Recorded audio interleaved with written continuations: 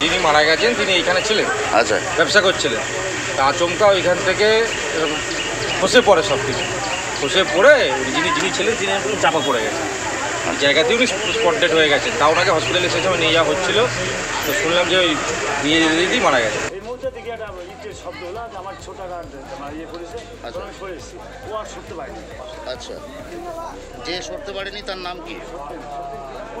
সত্যন কুণ্ডু। ওকে আপনার সাথে ওখানে সবজি বেচে? হ্যাঁ, পৌরসভা থেকে একটা করে নোটিশ করে দেওয়া হোক যাতে তারা বাড়ি ভাঙতে পারে। কিন্তু দুর্ভাগ্যজনক ঘটনা, আইন করে বাড়ি ভাঙতে গেলে পৌরসভার প্রচুর সময় চলে যায় এবং জোর করে যদি কোনো বাড়ি ভাঙতে যাওয়া হয় হিতে বিপরীত হয় বলেই হয়তো পৌরসভা সেভাবে উদ্যোগী হয় না।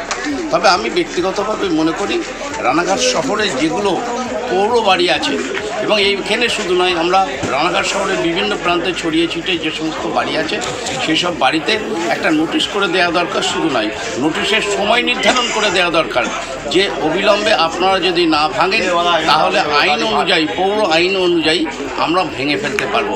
যদি এইরকম যদি ঘটনা ঘটাতে পারে রানাঘাট পৌরসভা, তাহলে হয়তো আগামী দিনে সত্যনের মতন এরকম কোনো নাগরিককে অকালে পৃথিবী থেকে চলে যেতে হবে না। দুর্ভাগ্যজনক ঘটনা।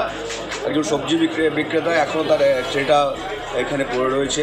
নিশ্চিতভাবে তার পরিবারের পাশে প্রশাসনকে অবশ্যই দাঁড়াতে হবে এবং তার যাতে সামাজিক এবং অর্থনৈতিক নিরাপত্তা তারা পায় সে ব্যাপারে সরকারকে তার দায়িত্ব গ্রহণ করতে হবে। সরকারের সাথে সাথে পৌরসভাকে তার দায়িত্ব ইমিডিয়েট নোটিশ করা এবং নোটিশ করে এটাকে ভাঙার ব্যবস্থা করতে হবে। কারণ যে অবস্থায় একটা পিলারটা আছে, এই মুহূর্তে পিলারটা যে অবস্থা আছে যে এটা আজকের মধ্যে ভেঙে পড়বে বলে মনে হচ্ছে। ইমিডিয়েট এই রাস্তাটাকে বন্ধ করে আগে বিল্ডিংটা ভাঙার ব্যবস্থা করতে হবে।